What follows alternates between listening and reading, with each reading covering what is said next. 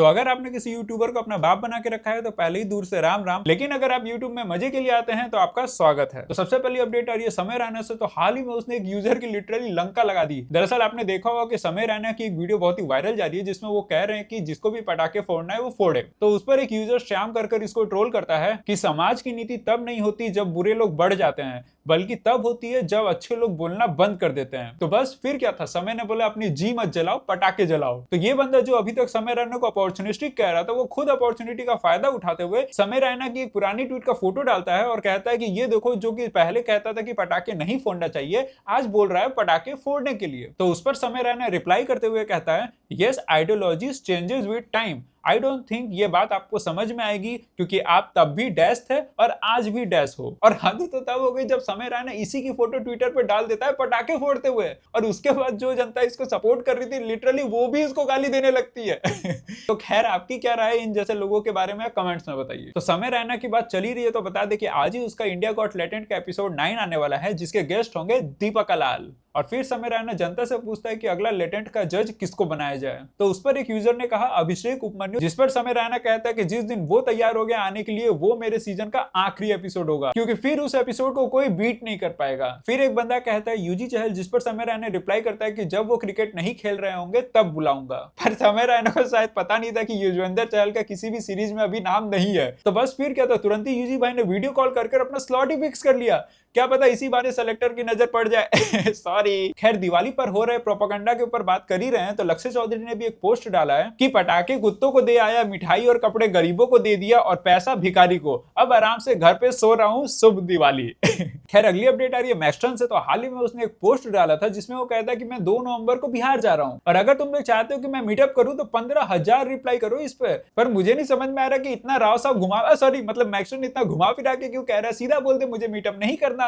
क्योंकि इतना तो इसके मेन वीडियो में रिप्लाईज नहीं आते। खैर, अगली तो बहुत ही फनी अपडेट आ रही है। एक लड़का था तमिलनाडु का जिसका नाम प्रभु था और वो लिटरली अपने आप को सच में प्रभु मान लिया। उसको लग रहा था कि उसको कोई सुपर पावर मिल गया और वो चौथे तल्ले से ही कूद जाता है। अब बस फिर क्या था, दोनों पैर उसका फ्रैक्चर हो गए और 3 महीने के लिए बेड रेस्ट। और पता है वो कोई बच्चा नहीं था, 4th ईयर का इंजीनियरिंग स्टूडेंट था। और फिर ये कहेंगे कि इंजीनियर्स को भाई नौकरी नहीं मिल रही। खैर, तो आपके इसमें क्या राय, कमेंट में बताइए। खैर, अगली अपडेट आ रही है अभिनव अरोड़ा से। तो हाल ही में एक इंटरव्यू दे रहा था वो, जिस पर एंकर के कुछ सवालों का जवाब वो गलत दे देता है। उस पर लोग उसे ढोंगी कहने लगते हैं और भी पता नहीं क्या क्या अनाप शनाप कहने लगते हैं। पर मेरा ये सवाल है कि मान लो उसका जवाब वो सही दे देता तो क्या वो विद्वान हो जाता?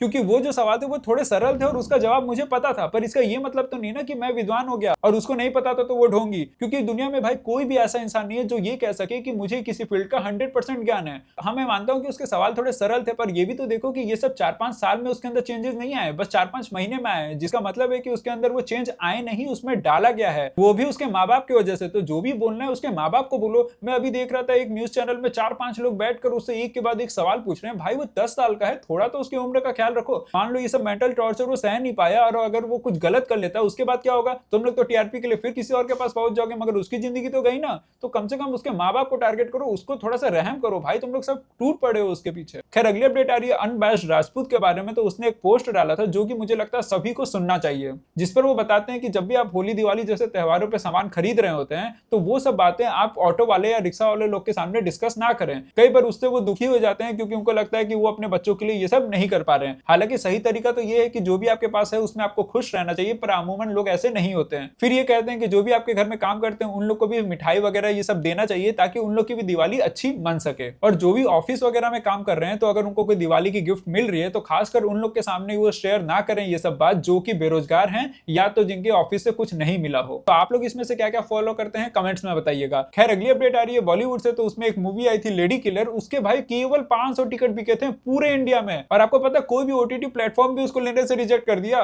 लिटरली बहुत बड़ा नुकसान है क्योंकि 45 करोड़ में बना था ये मूवी और उसके हीरो कौन थे? वन एंड ओनली एक्टिंग के बादशाह अर्जुन कपूर। खैर, अगली अपडेट आ रही है जया किशोरी से। तो हाल ही में वो एक 2 लाख का बैग लेके घूम रही थी जिसके ऊपर कंट्रोवर्सी शुरू हो गई क्योंकि कई लोगों का कहना है कि वो बैग लेदर का बना है और आपको जैसे कि पता होगा कि लेदर जानवरों की चमड़ी से बनता है। तो उस पर जया किशोरी एक इंटरव्यू देती है जिस पर वो बताती है कि ना तो मैंने आज तक कभी लेदर यूज किया है, ना अभी कर रही हूँ और ना ही मैं आगे करूंगी। पर कंट्रोवर्सी यहाँ अभी खत्म नहीं हुई क्योंकि कई लोगों का कहना है कि आप 2 लाख के बैग तो लिए थे ना, और वो भी ऊपर से कस्टमाइज था, इसका मतलब है कि वो 2 लाख से भी ज्यादा महंगे होंगे। और क्योंकि आप एक आध्यात्म से रिलेटेड इन्फ्लुएंसर है तो आपको जहां लोगों को सिखाना चाहिए चाहिए कि कम से कम में संतोष करना चाहिए। आप उल्टा इतना महंगा बैग लेके घूमेंगे तो उन लोग के ऊपर गलत इन्फ्लुएंस होगा, और जैसा कि लोग अपने इन्फ्लुएंसर को फॉलो किया करते हैं, कल को आपको भी कुछ लोग ऐसे फॉलो करने लगेंगे जिनकी आर्थिक स्थिति उतनी अच्छी नहीं होगी, जिस वजह से इनडायरेक्टली उसके परिवार को नुकसान होगा। इसीलिए आपको ऐसे सब मटेरियलिस्टिक चीजों का प्रमोशन नहीं करना चाहिए। तो आपकी इस पे क्या राय है, कमेंट्स में बताइए। खैर अगली अपडेट आ रही है औरी से। तो उसने भाई अपना एक बॉक्सर निकाला है और उसका जो प्रचार के लिए एडवर्टाइजमेंट बनाया है इतना टट्टी है कि आपको क्या ही बताऊं। इसमें तुम अपना छपरी वाला हेयर कट और अपना घटिया सा फेस एक्सप्रेशन दिखा रहे हो। लिटरली देख के मुझे इसको उल्टी आ गया। तो ऐसी मजेदार तरीके से अपडेट सुनने के लिए हमें लाइक और सब्सक्राइब कर लें, और जो भी पार्ट आपको पसंद आई हो या ना पसंद आई हो कमेंट्स में करिए, जिससे कि हम लोग और बेहतर कर सकें। धन्यवाद।